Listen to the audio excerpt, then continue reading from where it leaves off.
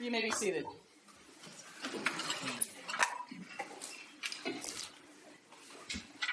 Good morning and welcome to the session of the Kansas Court of Appeals meeting here in the Washburn University School of Law. We're pleased to be here today.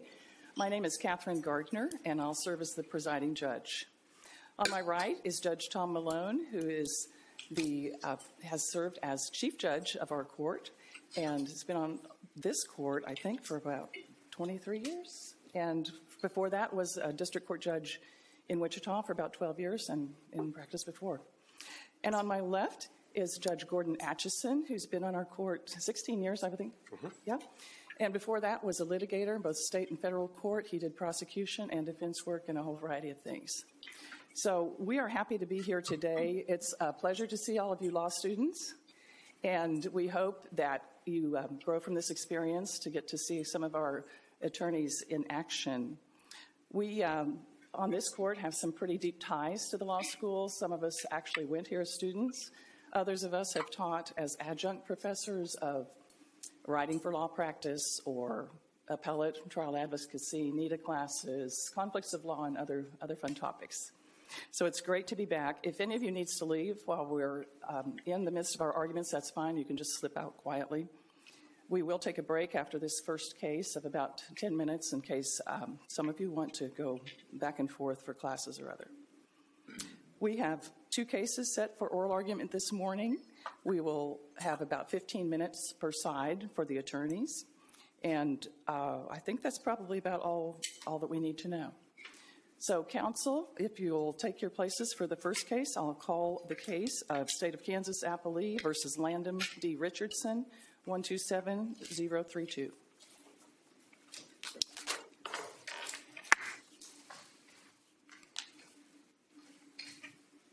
And may I have your appearances, please? Corey Call, appellate defender, representing Mr. Richardson. Thank you, counsel. Good morning, Your Honor. May it please the court. I'm Jacob Gonteski. I represent the plaintiff, the appellee, the state of Kansas. Thank you. Thank you. Appellant, you may begin, and let me know if you'd like any rebuttal time. Thank you. May it please the court, could I have 3 minutes for rebuttal? Thank you. You may. Hang on a second. We'll get our timer set so we don't cheat you of any time. Thank you. Now you may begin. Just a brief factual, we don't usually do it, but just for the crowd. Mr. Richardson was driving down the 635 in Kansas City, and he crossed the median and struck a minivan and killed a woman in the minivan. He was tested. His blood was tested later on. It found a blood alcohol level of 0.031, which is about a little under half the legal limit.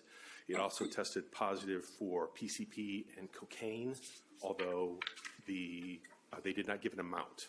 And there was testimony that he was a habitual user, and that lingers in the system for days. For how many days?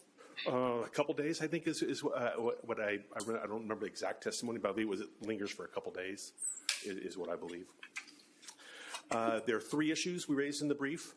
Another fact is that he was convicted of reckless secondary murder. He was acquitted of driving under influence and acquitted of involuntary manslaughter while driving under the influence. And he was going to receive a sentence of 184 months. In Kansas, we allow an upward durational departure to lengthen his sentence. The state moved for that based upon the factors of that he was non-amenable to probation and that he was be a future danger. And the jury found those factors, and the judge added another 72 months. So we raised three issues. The first is Mr. Richardson had 2 prior DUIs, and they admitted those, and we argued that that was inappropriate under KSA 6455, that the state did not preserve the truck for defense testing, and that the state is not allowed to use statutory upward durational departure factors. I hope I would submit the second issue on the brief. I'm here to talk. If this court wants to ask me any questions about the truck issue, I'm happy to talk. I want to answer your questions, but given the time, I would hopefully focus on the first and the third issue. First issue is the 6455 issue, which prohibits the state from entering prior criminal acts, and they entered in journal entries that Mr. Richardson had been previously convicted of 2 prior DUIs. And the purpose for this, because there's cases that say that this is appropriate, the probative value of this is that it shows that the defendant knew that driving under the influence was dangerous. And the claim we're making is that it's more prejudicial than probative. And I think usually we start with probative, but I'll start with the prejudice. I think the prejudice is obvious that these journal entries that he had been previously convicted of 2 DUIs, that he was a dangerous driver, and that he has a propensity to drive dangerously is pretty high. And so the probative value would have to match that height. But isn't that type of prejudice existent in any case in which you admit prior crimes evidence? It absolutely is, and that is the concern. That's the purpose of 455, and that is the concern. And that's why the evidence the probative value of that evidence needs to be pretty high. It needs to overcome that, because we want jurors to be impartial, and I think jurors do a good job of being impartial. But when they hear that someone has 2 prior DUIs, it's tough to weigh that effectively and how it's supposed to be used. And I think it's especially difficult here because our argument isn't just that the jury would have acquitted him, but for this. But the jury was given the lesser included offense of involuntary manslaughter, which is a lesser degree of recklessness. And that's kind of a squishy difference between reckless disregard and depraved indifference. And having a jury decide which one of those is appropriate, the prejudicial value of these entries without a high probative value would have tilted the scale. We can't say that it didn't tilt the scale. What do you view the convictions as being probative of in this particular case? Is it probative of anything that's relevant? I would say no. I guess the difficulty is there was evidence that, because I think, to be fair, we have to look at the decision before the jury's verdict, right? Because that's when the evidence was admitted. And the jury here acquitted of DUI and acquitted of involuntary manslaughter while DUI. So the state didn't prove that the accident was caused by his driving while intoxicated. So I guess in that sense, I could see where if there was strong evidence that he had been driving under the influence, there was some evidence of that. And so I hadn't thought about your question, but I think no. I don't think there's relevance to the journal entries without strong evidence that he was driving under the influence. Well, let me ask about that. I mean, it's something that's subject to harmless error review, ultimately. Sure. Correct?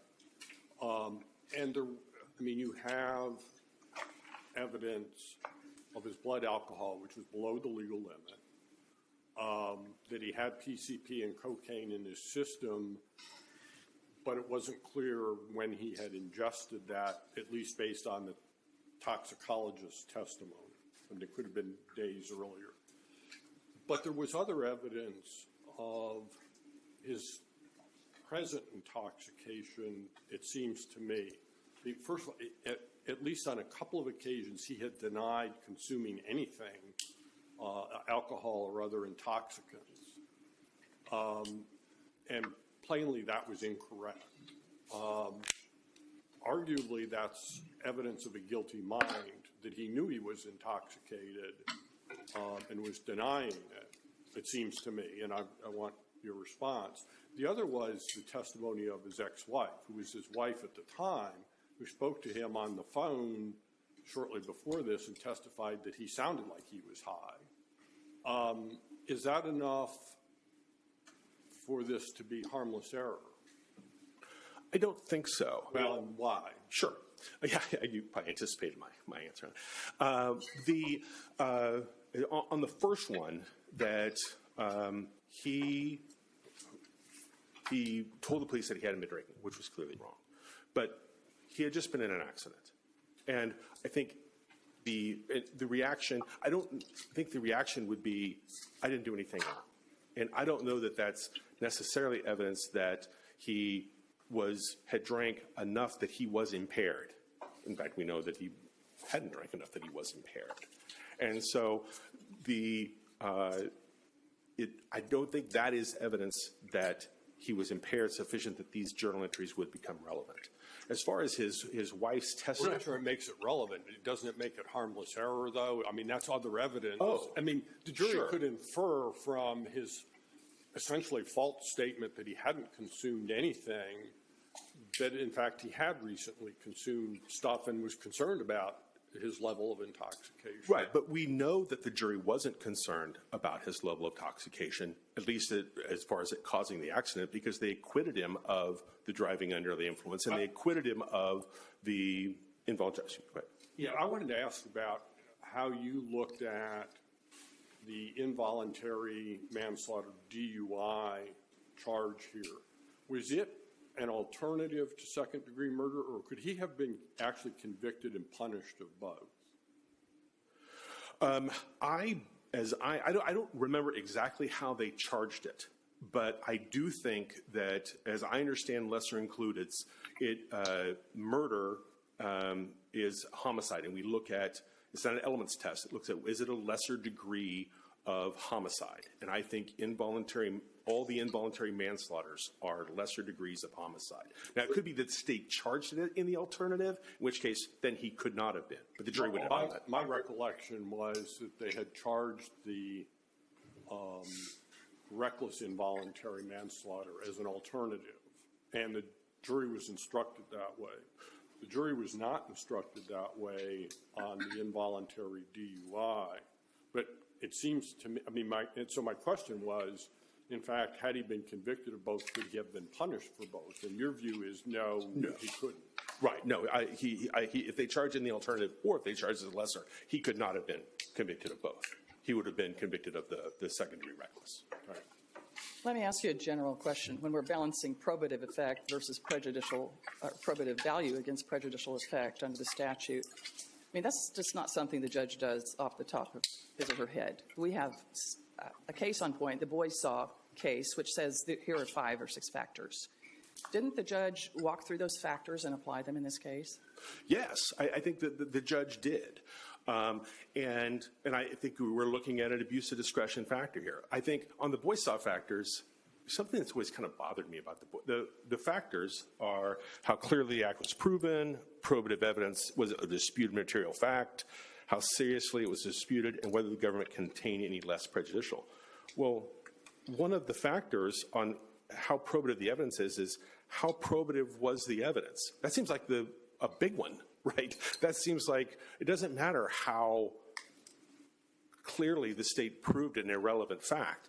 And so certainly the judge did go through them.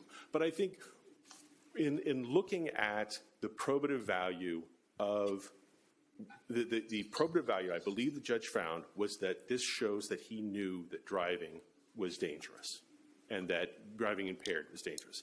And the probative value of that seems pretty small. That is, how much evidence does it take for the state to convince the jury that a person knew that driving while intoxicated was dangerous? Now, there's a case, State v. Daub, where a guy went out and he was drinking and he crashed into a couple cars. Then he went home and did some cocaine and he went out and killed somebody. Okay, now that's a little different situation, isn't it? Because he knows in this situation that he is dangerous. But just the probative value of drinking and driving is dangerous. We need to introduce these prior convictions so that the jury knows that he knew that it was dangerous. The other convictions didn't involve someone being hurt, another person being injured. So the probative value of those, I think, is minimal, and it certainly can't overcome the prejudicial value of introducing those. Counsel, I appreciate your taking a few minutes at the beginning to sort of give the students a background. So I would like you to take a few minutes that will add to your time and not eat into your rebuttal time to talk about your remaining issue. Oh, well, thank you very much. I was watching the clock. I know that clock is crazy. I very much appreciate that. I have a question about the third issue. Yeah, great. upward durational departure factors.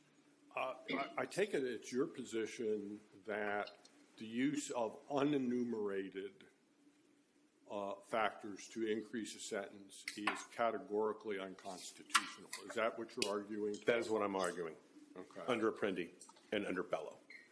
All right. In the same way that any element, any crime, aggravated burglary, murder, robbery, possession of a knife, any of those, if it's not specific, if it doesn't specifically address and advise people of what conduct is prohibited, then it's unconstitutional. It doesn't give them proper notice. But Apprendi would not apply here because the jury had specifically found these two aggravating factors. So it's not an Apprendi issue.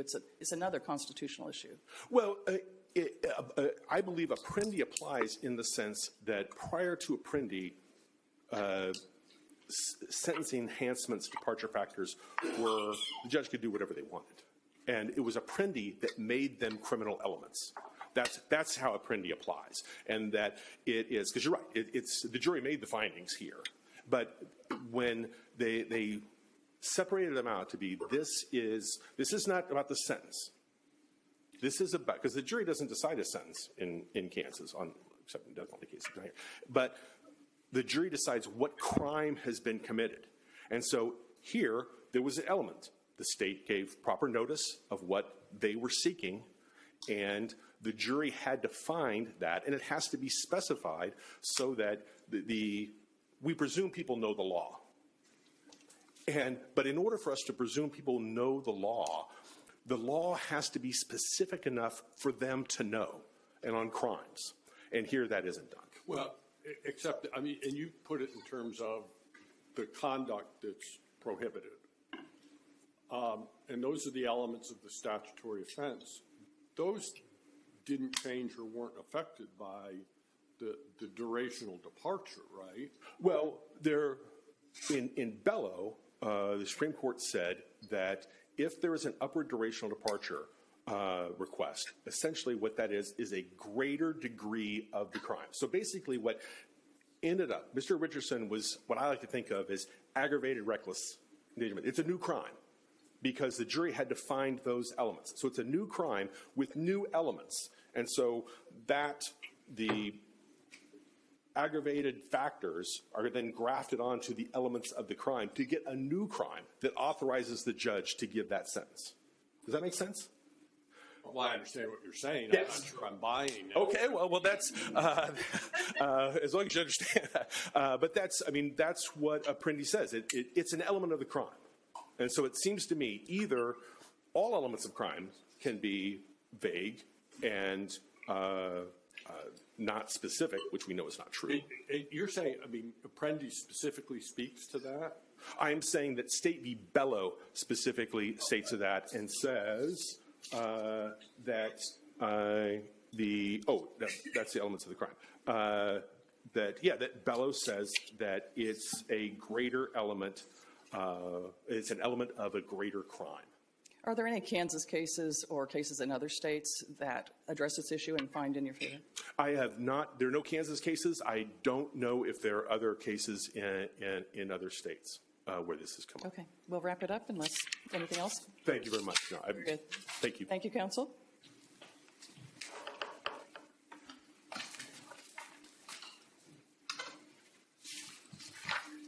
May it please the court. I'm Jake. Oh, excuse me. Hey, go right ahead, counsel. Thank you. I appreciate the clock. I'm Jacob Gonteski. I represent the plaintiff, the appellee. Vicki Taylor was killed while she was driving northbound on Metcalf when the defendant crossed the grassy median. When he did so, he did not brake. If anything, he accelerated through the median as he drove toward her while she was northbound. When he did so, he crashed into the driver's side of her vehicle, pushing her into the ditch where she remained until she died. Several other drivers in the area that day stopped and interacted with both parties and spoke to police. Those witnesses all said the same thing. They said they saw Mr. Richardson in his red truck driving southbound in the right lane, drifting out of his lane drifting into the left lane. Other drivers slowed down to give him way because they didn't know what was going to happen. He then accelerated, Mr. Richardson did, across the left lane, into the shoulder, into the grassy median, traversed the grassy median for 215 feet before he emerged on the southbound side, opposing traffic, and crashed into Vicki Taylor, killing her. Let me cut to the chase on the first issue. What is the probative value in this case of the two earlier DUI convictions? And that's what was offered, was Correct. journal entries showing that the defendant had two previous convictions. What's the probative value of that? The probative value of those journal entries showing those convictions demonstrate without a doubt that Mr. Richardson had been put on actual notice that driving under the influence is dangerous and prohibited behavior in the state of Kansas. Well, all right, that it's prohibited. What is the danger that the convictions evidence? The danger, well, they evidence the fact that he's aware it is a crime. It's not a crime because it's not a crime the same way stealing from a candy bar from Walmart is a crime. It's DUI is a crime because of the danger it presents to the public. If there was no one else on the road, presumably the legislature might do away with the DUI offense because it's not a danger. Well, but it doesn't do that. Right. I mean, let me be more specific. It seems to me, and you refer to it as evidence of risky behavior, I think, in your brief. Correct. It seems to me the risk that a conviction in the journal entry displays is you may be arrested, prosecuted, and punished for this crime. And I'm not seeing how that in and of itself is probative of some issue in this particular case to support the second-degree recklessness. It's probative to the extent that after he had been convicted and put on such actual notice, nevertheless, he continued to engage in such behavior. Right, and the risk that you would infer from the prosecutions is that he might again be arrested, prosecuted, and punished, not that he would kill somebody. The reason why he would be arrested, prosecuted, and punished is because of the risk that specific crime presents that he could kill somebody. That's why it's the crime that it is. That's why it's punished the way it is. That's why we have escalating levels. When somebody has more priors, they have a harsher sentence and so on. Furthermore, this was particularly relevant in this case because it was not a standard issue DUI case. The state was not moving to admit evidence of his priors as propensity evidence. Well, it moved to admit it. That's the danger, isn't it? It is. But that danger was not present here as evidenced by the jury's acquittal of Mr. Richardson on the actual DUI charge. They acquitted him of DUI. That establishes they didn't use it as propensity. The jury was never instructed on DUI itself. It was a component of the involuntary manslaughter DUI, right? Well, count one was second-degree murder with the lesser of involuntary manslaughter reckless. Right. With the alternative of involuntary manslaughter while DUI, and that alternative carried the lesser of simple DUI. The jury... The judge gave a limiting instruction on this evidence, right? Absolutely. What did that limit? I've forgotten. What were the factors that included in that limiting instruction?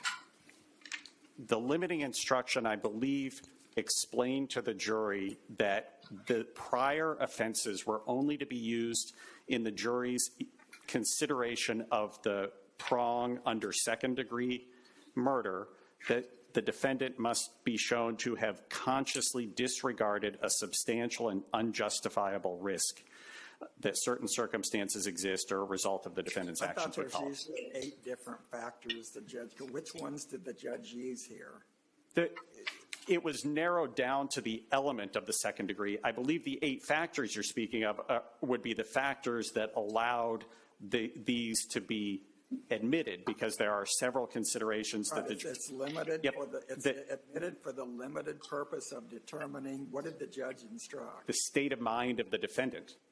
because the state of mind of the defendant can be shown by the 8 factors: intoxication, speeding, near or non-fatal collisions, driving on the wrong side of the road, failure to aid a victim, failure to heed traffic signs, failure to heed warnings, and the prior driving record. So under this court's precedent in 2004, this court is what authorized district courts to admit evidence like this in a case like this one in Daub, because it set forth those 8 factors that are relevant to the determination as to whether or not the defendant's conduct rose to the level of reckless conduct. Well, I guess I'm still having a problem seeing how the balance is properly struck between undue prejudice and probativeness, especially because the risk is that the jury will look at this as a propensity evidence, that he was drunk on the previous occasion, so he was drunk this time. Right. I mean, how do we get away from that?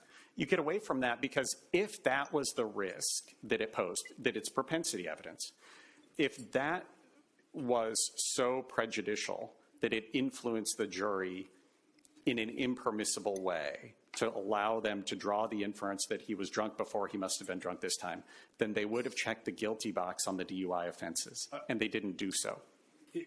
Well, that strikes me as a little bit simplistic. It may say that the jury found that the state had failed to prove beyond a reasonable doubt that he was intoxicated to the point he could not drive safely, right? Therefore, you acquit. Right. On the reckless second degree, though, couldn't the jury, in fact, find that it was more probably true than not true, or very likely that he was intoxicated and couldn't drive safely, and consider that? Because it's not an element that has to be proven beyond a reasonable doubt for second degree. It is not. It's one of the factors that the jury can consider on whether deciding whether or not he was acting recklessly that day. Well, okay, and as a result, I mean, you can't say that it was harmless because they acquitted on the DUI. Well, if the primary risk of admission of those priors is that they'll find it as propensity evidence, we don't have any clearer indication that they did not go down that prohibited path than the acquittal on the DUI charges. Now, that doesn't mean they didn't consider his PCP in his bloodstream and the alcohol and the cocaine. They may well have considered that evidence in the totality of the reckless finding. But what they did not do was go down the prohibited road of using that as propensity. I don't think we could have a better case than this one to show that the jury followed the line and did not use it as propensity. If they had, they would have convicted him of the DUI offenses. That would have been a very clear argument for Mr. Call to make, that they used it as propensity because he was under the legal limit, yet they convicted him anyway. And they did so because they knew he had 2 prior offenses. That would be a great argument for Mr. Call to make. But because they acquitted of those DUI offenses, that shows that it wasn't used for propensity. I wanted to ask you the same question I asked Mr. Call about the relationship of the charges. In this case, could the defendant have been convicted and punished both for the second-degree reckless murder and the involuntary manslaughter DUI? No. It's because the involuntary manslaughter DUI is a lesser included. Well, in this case, the involuntary manslaughter reckless was charged as the lesser. The alternative count was the involuntary manslaughter while DUI. So in this case, the involuntary while DUI was not charged as a lesser. It was charged as an alternative that the jury could find. But I believe there's other court precedent that shows he couldn't be punished for both because they arise from the same set of acts. Maybe I misread the record. I thought it was the other way around, that the involuntary manslaughter was charged as the lesser, or as the alternative to second degree, and the involuntary manslaughter DUI was submitted as a freestanding charge. Count 1 was charged as second-degree murder with the lesser offense of involuntary manslaughter, the reckless prong. Okay. And then an alternative count 1 was involuntary manslaughter while DUI with the lesser. If you go to the jury instructions is the best place to find it. It doesn't matter. I mean, it was, was curious as to whether it was. But he could not have. He could have been convicted of both. He could have been convicted of both. He could not have been sentenced for both. If the jury had checked the guilty box across the board, then those others would have been held in abeyance at sentencing. He wouldn't have been sentenced on the other one, the alternative count, if you will. So This case has another little wrinkle in it, though, because the defendant actually stipulated to his prior crimes, correct? Correct. He did. Does that make any difference to the analysis? You know, I pondered that myself in briefing this case. I don't believe it does to the extent that he sought at every step of the way to preserve his argument that the priors were inadmissible entirely. The only reason he entered into the stipulation was to narrow down the universe of facts that were going to go before the jury on those prior offenses. And so he said, as long as the state's going to admit those under my objection, I would ask that we be allowed to stipulate to the narrow set of facts from the journal entry. What about the defense argument that then the stipulation should not have been read into the jury instructions? The stipulation being read into the jury instructions was in accordance with the pattern instructions here in Kansas. There's a pattern instruction on how stipulations are to be handled before a jury. It doesn't require them to be included in jury instructions. It does not require it, but it does allow it. And there was nothing infirm about the court doing that here. But doesn't it take a single piece of evidence and emphasize that in a way that all of the other evidence is not, in the sense that it goes back and the jury has it in writing in front of them and they can refer to it during deliberations? They would be able to do that with the written stipulation as well. Right, but Just then as they why could with- emphasize it with the jury instruction? I believe the court was just following what they believed the pattern instruction permitted them to do. And in this case, there was nothing overly emphasized. In fact, in terms of the 6455 issue itself overall, the admission of those two priors from 2014 and 2015 was particularly narrow. The state did not elaborate on the facts of those or go through the different courses that he was assigned to do. The state did not hammer that point at all. They were simply admitted pursuant to the stipulation, and then the state argued those were one of the many factors that the jury could consider when they were evaluating whether or not Mr. Richardson was acting recklessly that day with extreme indifference to human life. So they were not emphasized. They were not pressed by the state heavily. The prejudice prong, I believe we've discussed at length. The probative prong, I believe it goes straight to the recklessness element of the second-degree manslaughter charge. On the additional the additional claims that Mr. Call has made on the release of the truck, I'm happy to answer any questions if this court has any. And on the departure argument that he makes in Claim 3, I believe his due process rights were protected all the while. And Mr. Richardson was placed on notice early in this case. The state was going to pursue that departure. Well, and I think the argument actually steps back in time from that, and whether there is general notice and they're claiming that there is a constitutional violation because there isn't notice as to what the unenumerated factors would be. I mean, what's your response to that? My response to that is that this court has recognized for decades the state is permitted to use unenumerated factors as departure factors. This court and the Kansas Supreme Court have never placed a limit on the use of those separate and apart from the enumerated factors. And if Mr. Richardson were to have gone into a law library and pulled the Kansas statutes annotated off the shelf before he went and drove the red truck that day, he would have found that the statute says the state may seek an upward departure based on certain enumerated factors, but the state's ability to pursue a departure is not limited to those enumerated factors. He could have then pulled the Kansas Reporter off the same shelf, and found State v. Snow, an opinion from this court that found that departure factors relied upon here are justified and allowed for the state on non-amenability and future danger. Doesn't that speak more to the legal fiction that people know what the law is? I mean, isn't that what notice? These students could do that, but Joe Blow out on the street or Jane Doe out on the street isn't going to pull out the statutes and then go find cases in the reporters to that effect. But isn't that the core of the notice claim that Mr. Call is presenting to this court, is that it wasn't enumerated anywhere for Mr. Richardson to be aware of? But it was. It was enumerated in the Kansas statutes, and it was enumerated in the Kansas Reporter. that the state could pursue these two departure factors, and the state did so because this court has authorized as much. And to the extent that there's a due process problem there, it was entirely unpreserved at the district court. I made the preservation argument in my brief. Recognizing I'm out of time, I'm happy to answer any further questions this court has. Absent those, I'd ask this court to affirm Mr. Richardson's convictions and sentence. Thank you, counsel. Thank you.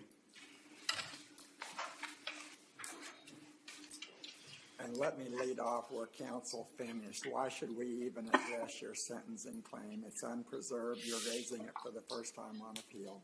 I certainly am, and it is unpreserved. And so this court has the prudential authority to consider this issue or not consider this issue. And to me, that is, would it be prudent to consider it, or would it be prudent not to consider it?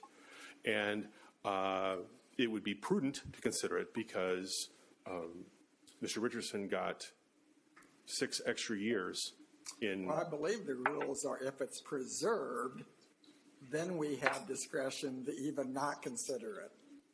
But if it's not preserved, I'm not even sure that we can just willy-nilly consider an unpreserved issue because we want to. There's got to be a reason. Right. Oh, well, yes. Well, I think in my brief, I put the Godfrey, I don't think I cited Godfrey, I don't know why, but I put the Godfrey issues, that this is a fundamental right, and that being an unconstitutionally long sentence denies his liberty, which is a fundamental right. And this court can consider constitutional issues raised for the first time on appeal if it implicates a fundamental right and if it is solely a question of law and the facts are not at issue. And I'm not arguing any of the facts here. It's just purely a legal issue of, does this statute give notice? I certainly understand that. But your constitutional claim doesn't make this an illegal sentence. Absolutely not. Because constitutional issues aren't illegal sentences for reasons I don't understand. And so I got to think about it. I didn't argue this, but this isn't a sentencing issue. I'm arguing this is a conviction issue. This is a crime. And so I argued I said it's an illegal sentence, so that was probably wrong. But I think it's a conviction issue. To get back to your question on the instruction, the limiting instruction, the judge did not specifically mention any of the factors listed in 455, which this is a non-exclusive list that I can get behind. 455 is a non-exclusive list, and there's nothing wrong with that. And gosh, I had it up here a minute ago, but it was that to show a recklessness. But the limiting instruction on the 455 evidence specifically references the second-degree murder charge. It says the state has introduced evidence to prove this on the secondary reckless. So the state's argument that somehow the fact that they acquitted on a charge unrelated to the second-degree murder, the jury was specifically instructed that this evidence goes to the secondary reckless. So that it didn't affect another charge, I think, is irrelevant. And as far as the fact that Mr. Richardson could have researched this and found snow, if this is an element, if what we're talking about here are elements of a crime, those are statutorily defined. It has to be statutorily defined. And maybe the case law can nibble around the edges, but with all due respect to this court, you can't create crimes and you can't create elements to crimes. The legislature has to do that, and they didn't do that here. Thank you, counsel. Thank you. At this point, the court will take a break. We will stand in recess for 10 minutes. All right.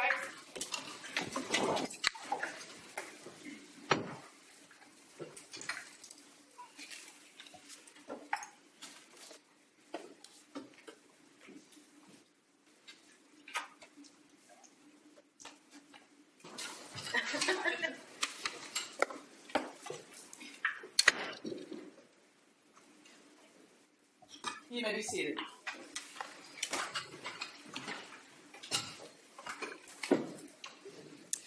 We are going to hear our second case, and after that, we will sit up here informally, and if you have any questions or comments, questions for us about the court in general, we won't talk about specifics of cases, of course, that we've heard this morning or otherwise, but Feel free to ask any questions you may have for us.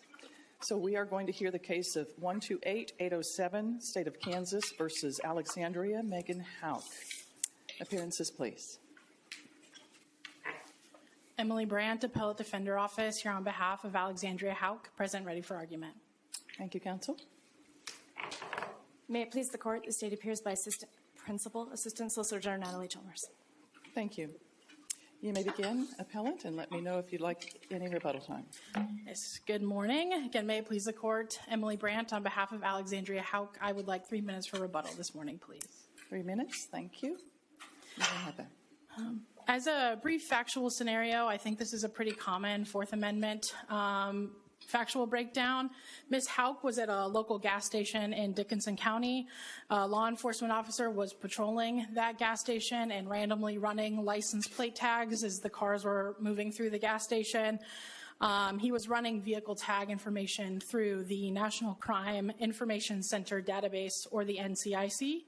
According to law enforcement, when he ran the tag associated with Ms. Hauk's vehicle, NCIC informed him that the vehicle registration was suspended, the tag was withdrawn.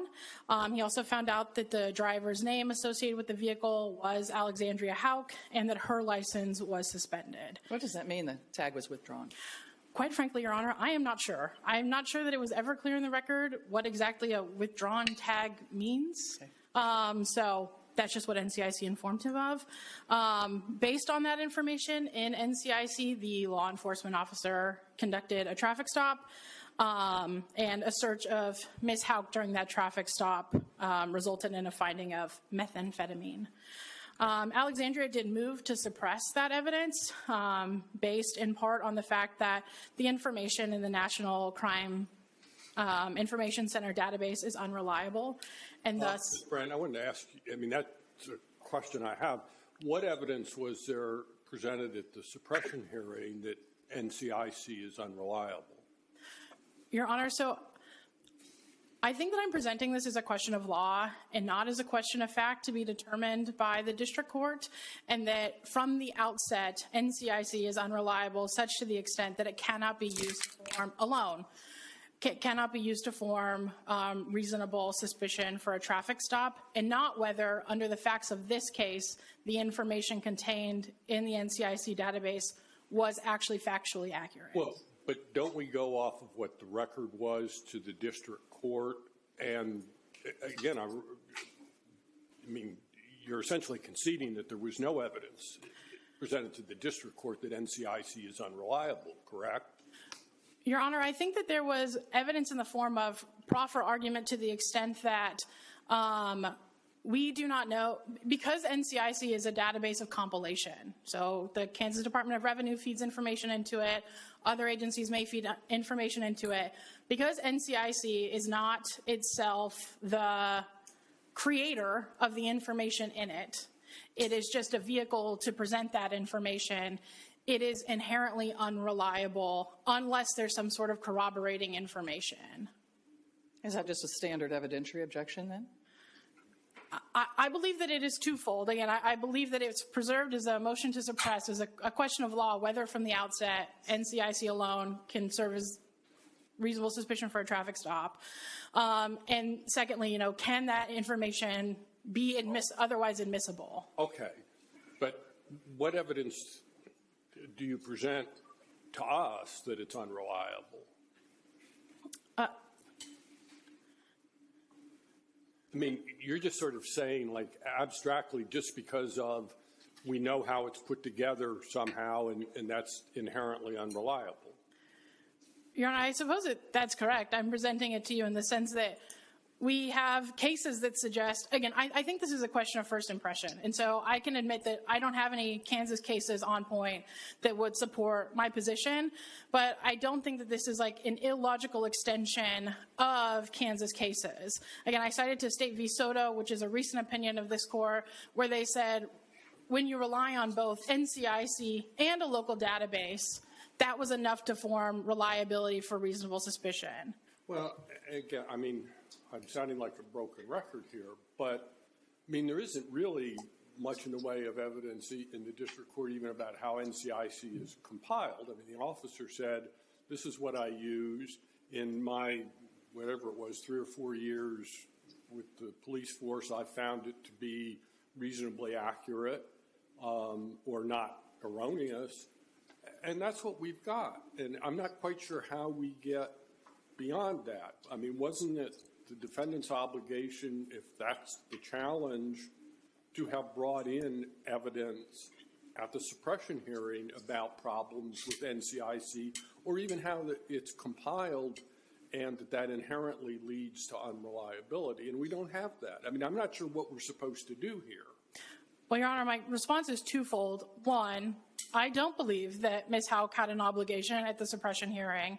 Once a suppression motion is filed, the state has put on notice that we believe that an unwarrantless search, seizure, stop has occurred, and that burden is on the state to prove that its stop was justified. And my second response to that is, again, I think that we do have information in the record here. We have, again, a motion to suppress. We have an objection at the motion to suppress hearing saying, we have no idea about the reliability of NCIC, and it's compiled by these outside sources that were not used to corroborate the information in NCIC. I guess I don't know what more information this court might need, except that NCIC is a vendor for other things, and so it is inherently unreliable in the sense that nobody from NCIC testified, which again I think would be the burden of the state to prove up its justification. And the officer testified that that information sometimes comes from the Kansas Department of Revenue. And we have other cases that say the Department of Revenue keeps their own file service, and that using that file service could be enough. I understand. And you weren't the trial lawyer, and you didn't make the record here. Let's be clear about that. But we have to have facts to go on, and I'm sort of sympathetic to the broad argument, but I'm not seeing how we get there on this record. Your Honor, again, Let me ask. Yeah.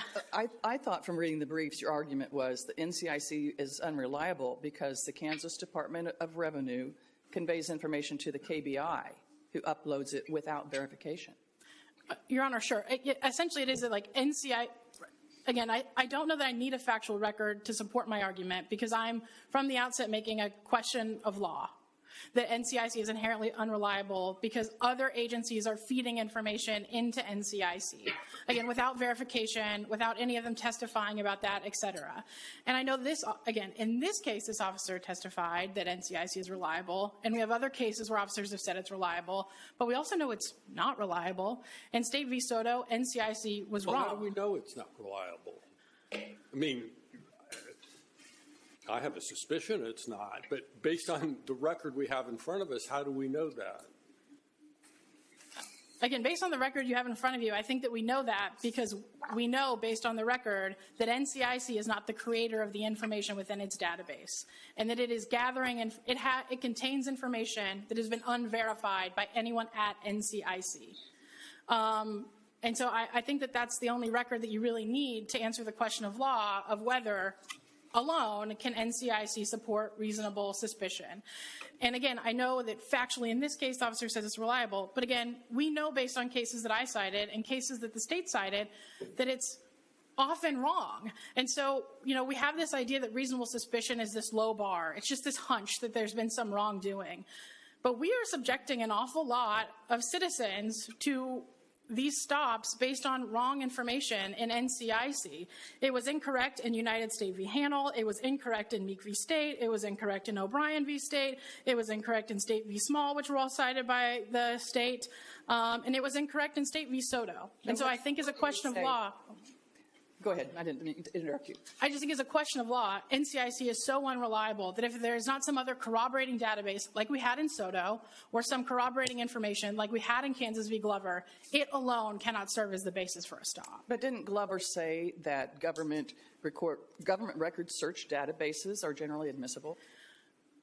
They did, and NCIC I do not believe is a government search database. Again, it's this third-party system that is compiling from government databases information from states. So like in Glover, they actually used not NCIC. They were using the Kansas Department of Revenue's file service.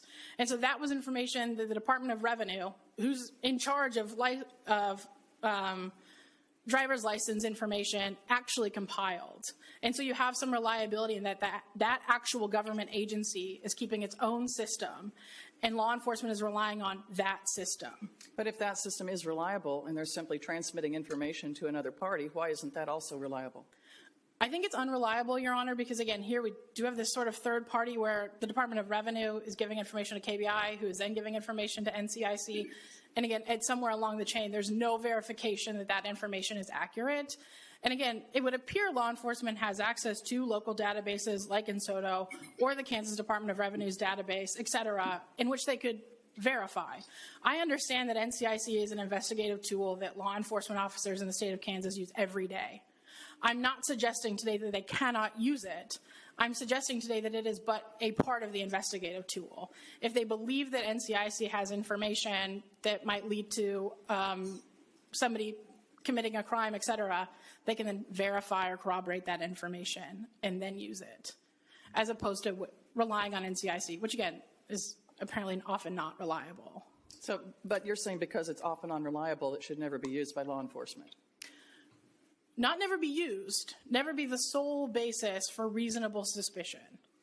So it could be used in conjunction with something else? Correct, which is what we had in SOTO and what we had in Glover. So in SOTO, law enforcement used NCIC and a local database, and this court affirmed the denial of a suppression motion based on the use of both those things, a local database and NCIC. And in Glover, we have the use of the actual Department of Revenue's database, plus the fact that in Glover, it was a revocation of a license and not the suspension of a license. And in Kansas, your license can only be revoked for serious offenses such as vehicular homicide, manslaughter, a flee and elude, or repeated serious traffic offenses in a small amount of time. So in both those instances, we have corroborating evidence about what was gleaned from the databases used. Here, we don't have that. And I can see I'm almost out of time, so I'm happy to answer further questions, but if there are not further questions, I would just ask this court to vacate Alexandria's convictions and suppress the evidence obtained in violation of her Fourth Amendment rights. Thank you, counsel.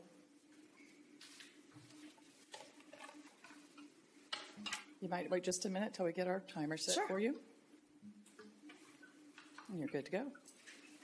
First, the state takes issue with any comment that NCIC is, quote, often unreliable. There is absolutely no evidence of that. NCIC is relied on by law enforcement multiple times a day. Here, the officer relied on it for 4 years, and it was never once found to be wrong.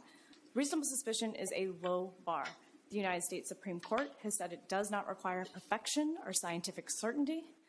NCIC, as found by basically every court to look at it, and every court that I could find that looked at it within the context of reasonable suspicion, has found that it is sufficient.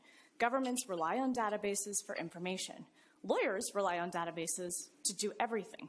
I can't do my job without Westlaw. I don't know how. Did you find a case that says that reliance solely on NCIC is reliable? Or enough for reasonable suspicion? I believe that every case I cited between pages 6 to 7 said that NCIC was good enough for reasonable suspicion. I don't know that I looked to see if it was only, and I don't understand how it would matter if KDOR is essentially putting something in a database, sharing it with someone else who puts it in their own database. KDOR has, in fact, verified that information, and that's why it's in the database. I mean, there's certainly cases that have revealed mistakes in NCIC. Absolutely. Information. Yes. Can we rely on those to conclude that it is not sufficiently reliable? No, not at all, Your Honor. Again, it's reasonable suspicion. It's not beyond a reasonable doubt. Could you maybe do that for beyond a reasonable doubt? Still probably not, because you're not a fact-finding court and no evidence was presented below that supports any kind of conclusion that this wasn't reliable. The state here met its burden when it put on an officer that said, I've relied on this every day for 4 years of doing my job, and I've never found a mistake. That is sufficient for what the United States Supreme Court, what every court has said, constitutes reasonable suspicion. This argument just lacks merit, and the state would respectfully request that you affirm the conviction. It lacks a factual record. I don't know also if it lacks true. merit, but this may not be the case that we have the information that would lead to that conclusion? Well, we only have to be 51% accurate. So I don't know if there's ever going to be a case that says NCIC is that unreliable. But yes, if they can factually prove that, then we would have a real problem. If there are no further questions, I'll be done. Thank you. Thank you.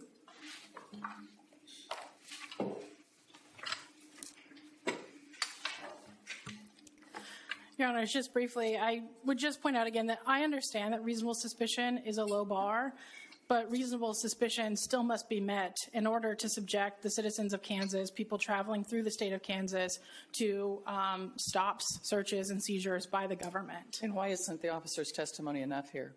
I think it is not enough here because, again, I'm not contesting that factually, in this case, the information in NCIC may have been reliable. I am making a legal argument from the outset. NCIC was simply not enough alone to result in a hunch that Ms. Houck was committing any sort of wrongdoing. You couldn't tell looking at the vehicle that the tag was withdrawn. Again, whatever that means. It looked like a regular tag. It had regular registration. There was no way for him to know that her license was suspended just based on the fact that she was driving a vehicle. And so it is just a purely legal argument that NCIC alone is not enough to support reasonable suspicion in the state of Kansas. You need NCIC plus some sort of corroborating evidence like a local database or other evidence of wrongdoing that the officer can see with his own eyes. And so for those reasons, I would ask that you vacate the convictions and suppress the evidence in this case. I'll stand for questions if you have them. I think we're good. Thank you, counsel. Thank you. Thank you to both counsel. We'll take this case and the one this morning as well under advisement and get you an opinion, hopefully within 60 days, which is our goal. Thank you. Counsel, you're free to go. You're welcome to stay if you like. Students, the same for you. If you need to go places, feel free. But at this point, we're just going to figuratively take off our robes. Court is in recess, and we are just going to see if you have comments or questions about anything you've heard today or anything generally about being a lawyer in Kansas, about being a judge, what the Court of Appeals is like, what Judge Malone is really like. So don't be shy. I know it's a little intimidating sometimes when we're sitting up here on the bench in our robes. I see some of our lawyers that are here, some of whom have gone to Washburn Law School, some of whom are from out of state. And let me say that they come usually to us right out of law school, and they stay for 2 or more years. And we could not do our jobs without them. They are keeping us organized. They give us a wealth of information. They look at the briefs the parties file. They give us their own objective view of each issue in every case. And I could not do my job without them. So to my attorneys that are here, big, big thank you. What questions do you have?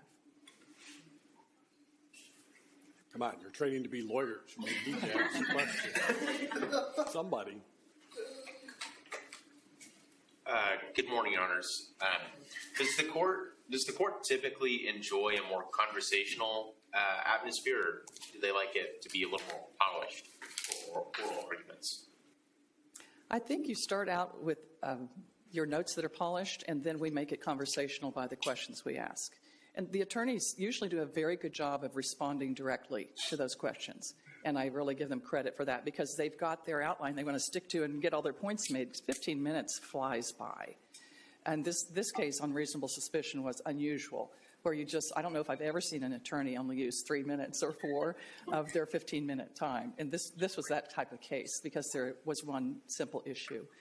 But we have read the briefs. We are familiar with the facts. We usually tell the attorneys, let's just talk about the law. And that's just my personal response. Yeah, I mean, I did a fair amount of appellate advocacy as a lawyer, and obviously the last 15 years I've listened to a lot of it. I think the tone is essentially conversational, and that's how we intend it to be. I always welcomed questions. I was concerned when I didn't get any because, as a judge, I asked a question to clarify or help me understand the arguments. I think that's valuable. I'm not interested in, a speech that summarizes the brief because we've already read the briefs. Again, I think that the tone should be conversational. I mean, I don't want, sort of advocates getting up here and literally arguing with us. That's not helpful. And I mean, I certainly don't try to be argumentative. I mean, with the lawyers, I ask, I think, probing and difficult questions sometimes, I hope. But that's what clarifies the issues and what we're supposed to decide. I think, from the advocate's standpoint, you do not want to come up with much that's written out verbatim. I mean, you certainly don't want to read an argument. I mean, that's death. But you do want an outline of the points you want to make and try to loop back your answers to the questions to the points that you want to make. But again, that's conversational. I agree with everything that's just been said. One of the main reasons for having oral argument is the opportunity to have an exchange and ask questions. Over my long tenure with the court, I have decreased the amount of questioning that I've done over the years, but I know Clarence Thomas, as you said, questions. I do if I think it's necessary and important, but I do try to not be argumentative with the attorney and asking about or cross-examining, asking a bunch of questions that I know the answer, but I'm just being argumentative. I do try to avoid that because they just have 15 minutes of time, so I don't want to interrupt it too much. What other questions? I'll ask a question in the spirit of conversation. As an appellate advocate, should you view every question from the bench as hostile or some helpful? Your argument. It depends. I have, as a judge, asked what I consider to be softball questions so that the lawyer will articulate the argument so my colleagues hear it. On the other hand, I mean, I'm not sure hostile is quite the right way. No, it's maybe too strong a word. But I also ask questions to press lawyers on what I see as the weakness in their argument so they can explain to me why it isn't as weak as I think it is. And I do both. So, and that's one of the reasons, in theory, you ought not to necessarily read a whole lot into oral argument about how the case is going to come out. But I'm not sure we're quite as good at hiding our cards that way as some other courts. I'll often ask questions to try to steer counsel where I want them to go. If they're making some argument that I think is completely irrelevant, but I think they have a better argument, I might throw up a softball question to try to steer them in that direction. Right. I think questions can help counsel out sometimes in getting them to talk about issues that we're interested in or most important to us, as opposed to things they think they have to cover. You had a question there, back there. Yeah. In your guys' experience, is there anything either in like the briefs or in oral arguments that when like a lawyer does it, you're just automatically kind of like, I don't really trust their perspective, like it just loses credibility with you guys? If they misargue the facts or they've really dived on something that the record does not support, that does really help them lose credibility, in my opinion, because the facts are there and they're not really subject to interpretation sometimes. And so that, on rare occasion, has happened. The other thing I think I have seen that I dislike, although I've seen it very rarely, is when counsel take personal shots at the other attorney. Rarely happens in oral argument, but it does happen. And I think once you get past the professional demeanor of being a lawyer and you make it personal, you lose credibility, because that's not what we're about. And that's one of the things I love about this court. I might not agree with everything these guys think politically or about this, that, or the other. But when we're focused on the case, we're going to be professional and we're going to decide the case. If we disagree, we might write separately. and we go our own way. We enjoy working with each other. We might be as different night and day on a lot of issues, but we are able to walk away and say, we have some personal differences about that. We see the law differently, and go on down the road and sit with them again and have a great time. So I think that's one of the great things that you guys can do as lawyers, is to keep things off a personal level when you have a difference of opinion about someone. And that makes a huge difference in society when you can see the issues, and that's what you guys are all trained to do: spot the issues, see what the alternatives are. If you're going this way, somebody else is going that way. It doesn't make them evil or bad.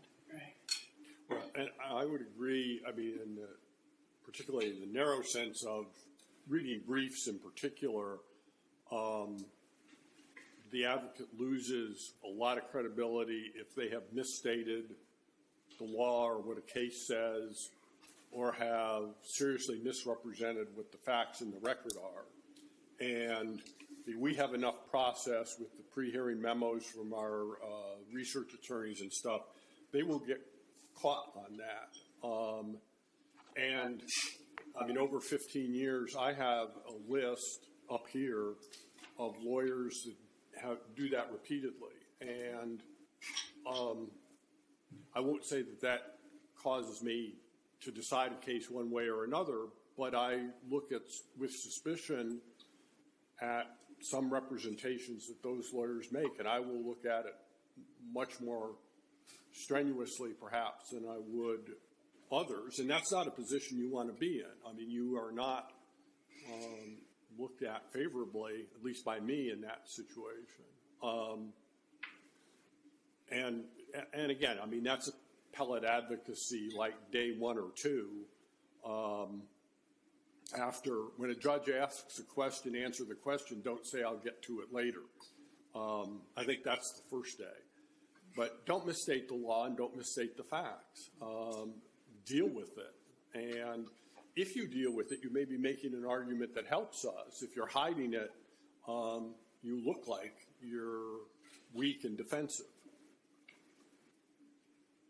I'll just add that I think when you get out of law school and pass the bar and become a lawyer, you have one most important thing to protect and to build, and that is your reputation as a lawyer. And I think your reputation as a lawyer is pretty much built on two things. One is what you write, because it's there forever, and judges and whoever reads it will make judgments about your intelligence, your professionalism, your knowledge, et cetera, based upon what you write and how you write it. So what you write is extremely careful. If it's a court record, it's out there forever. Secondly, your reputation is built on how you treat other people. And if you treat somebody like you don't want to be around them, you can't stand them, then that affects you. You're going to be leaving social events early.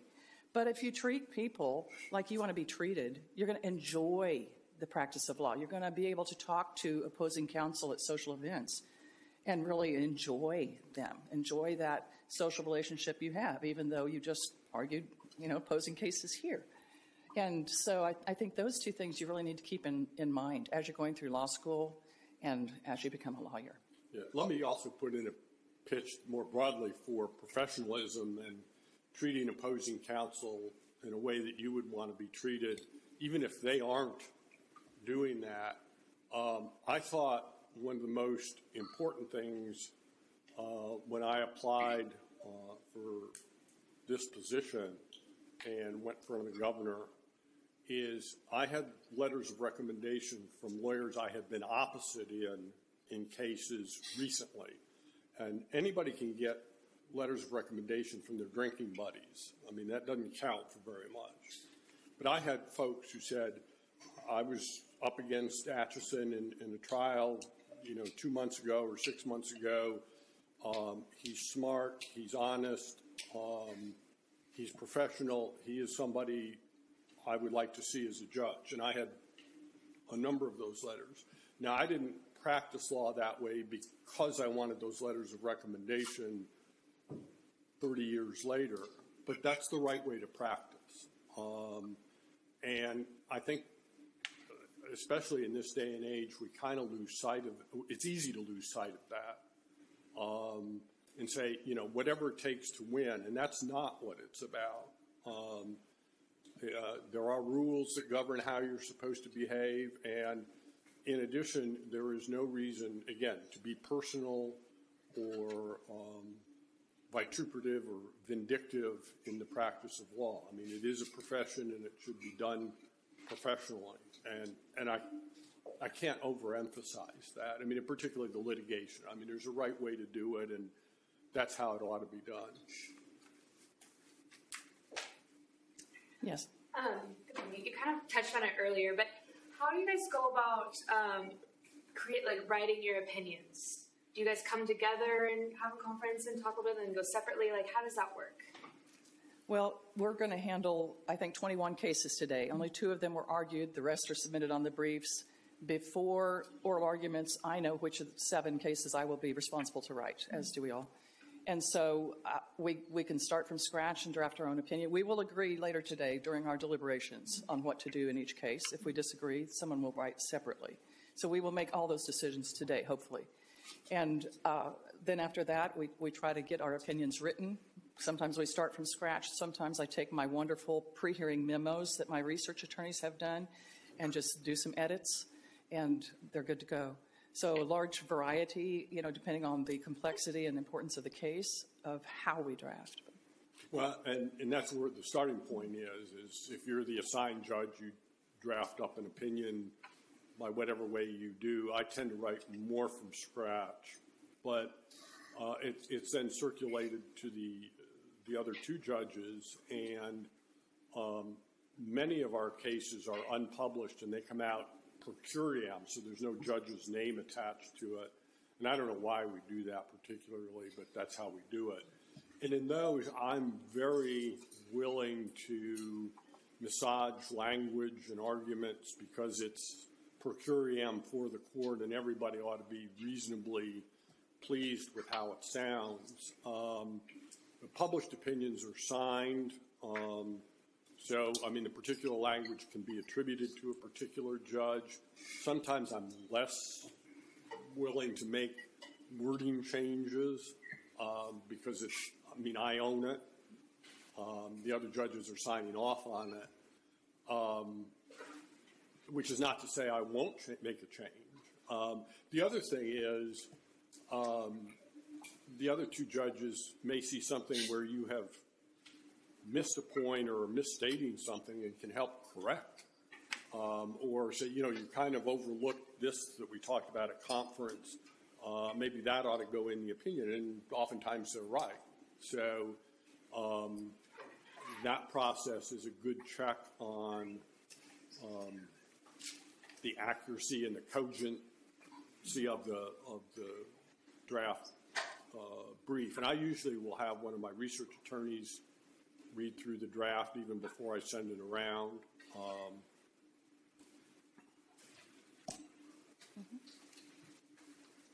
Other questions? Yeah, go ahead. Yeah. What would you say are the biggest, most important skills that you've been able to bring from this side of the bench to that side? I think that when I was on that side of the bench, before I was a lawyer, I was a teacher. And teaching is like having a jury trial every day with hostile eyes staring at you, waiting for you. But I think just a lot of that has brought some perception to me of the importance of being able to speak clearly, to convey things persuasively, and to listen well. I think those are all great habits to have as attorneys and then also as judges, because we don't want to miss things. And in my case, I mean, all of that, my first career was as a newspaper reporter. I did that for several years before I went to law school, a long time ago. But I've always been interested in writing and legal writing, and obviously this job, we do a whole lot of writing. So as a skill set, that is. And as a lawyer, I mean, you do all kinds of writing, even if you're not a litigator. I mean, you're writing, opinion letters and other things, but writing well is obviously a transferable skill here. The other is, I enjoy doing research and writing and always have and solving legal problems, which is what we do. Is the facts are what they are in the record when we get it, and we're essentially solving legal problems. My wife is a lawyer, a litigator. She loves assembling facts, going out and interviewing people, gathering information, and that sort of stuff. And that's an important skill. It's not one I enjoyed near as much, and I don't have to do that. That's one of the perks of this job.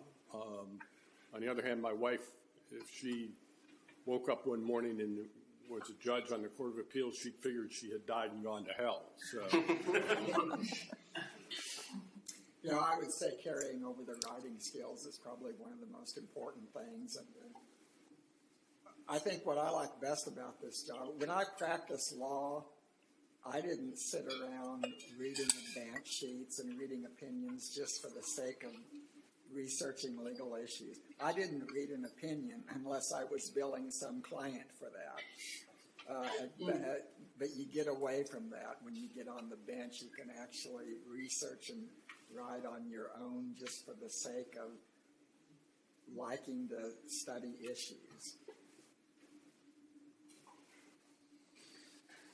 Being from Kansas and then practicing, like, for my internship in the East, and I saw, like, doing, like, appellate work, I saw, like, lawyers dress very differently.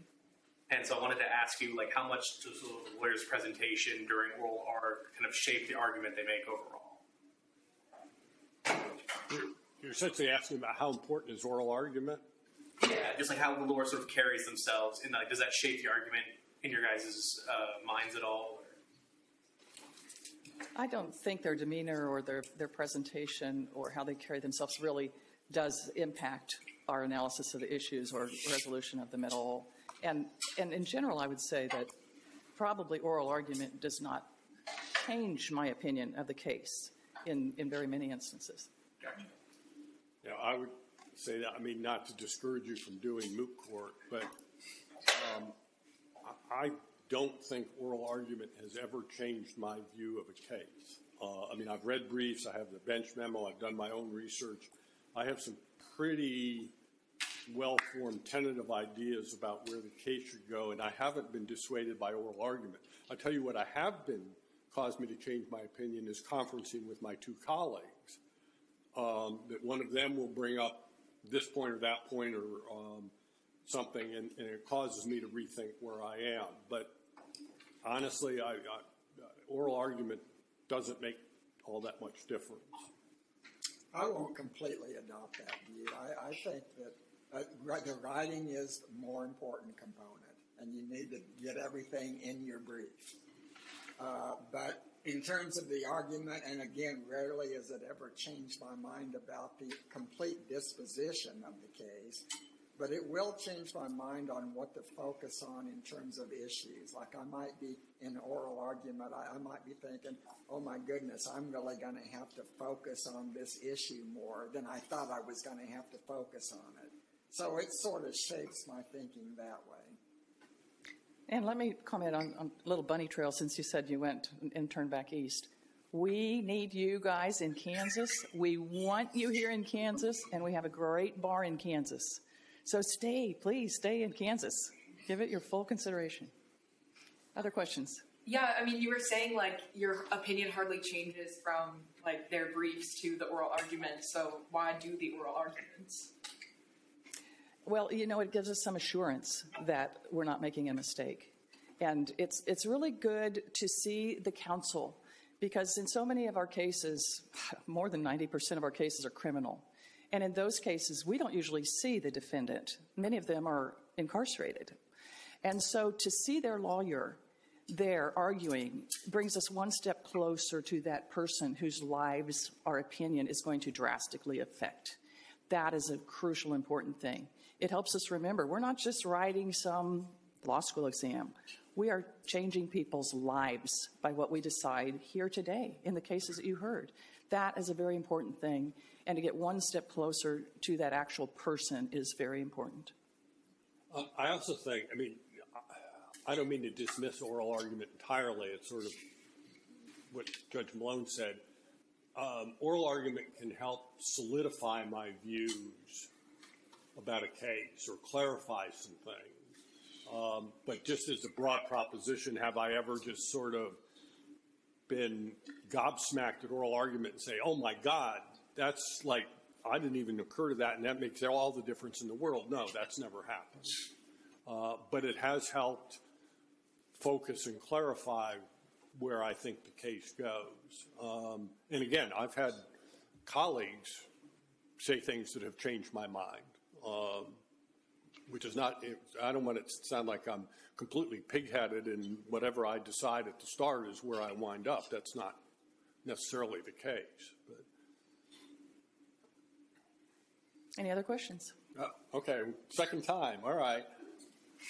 So you said that you guys decide who's going to write each of the opinions prior to figuring out like the outcome of it. What happens if the one who's determined to be writing the opinion is not the majority? You want to address it? Then you're just going to have to take the dissent, and the majority opinion will be need to reassign to one of the other two judges. So we would trade a case, for instance, if, to keep the workload about the same. It happens, and it works well. Anything else? Last question. Okay. Is there anything you like seeing in briefs? And then kind of as an addition to that, is there anything you like your clerks to do when they're like writing for you? Like, do you like them to write in your style, if that makes sense? Oh yeah, the more that my law clerks can write in my style, the more helpful it is to me. Yeah.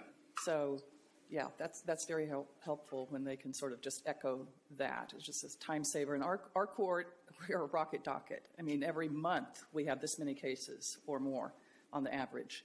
So it's not like, I can start from scratch in every case. And so the fact that they can adopt my writing style and then we can share the workload for an opinion is very helpful. Reasoning is the most important thing in the brief. Sometimes I'll read a brief, it'll discuss 5 cases, and then the issue just ends. Now that you didn't go far enough, you need to take those 5 cases and then explain how do they apply to the facts of this particular case and determine the outcome that you want to get. So just the reasoning, that might sound oversimplistic, but make sure the reasoning is there. A good topic sentence, the value of that cannot be overstated. Because so often it starts out, in this case, this happened. The next paragraph, in this case, this happened. It's like, why are you telling me about this case? Don't let me miss it. Put it up there. Right. I mean, and a brief should synthesize both, the facts and the law. A statement of facts in the brief that goes like witness by witness is not very helpful. What you want to do is an overarching narrative of what's going on with emphasis on the favorable facts. You still got to disclose the adverse ones. But as Judge Malone said in the argument section, it's not enough just to cite cases. You got to tell us why it is they help your position. That's very important. The style of the brief is less so, but obviously you want it to communicate well, and interesting is better than boring. Great. Well, we could probably go on, but we'll wrap it up for there today. Thank you for coming. Best wishes to all of you in your legal careers in Kansas.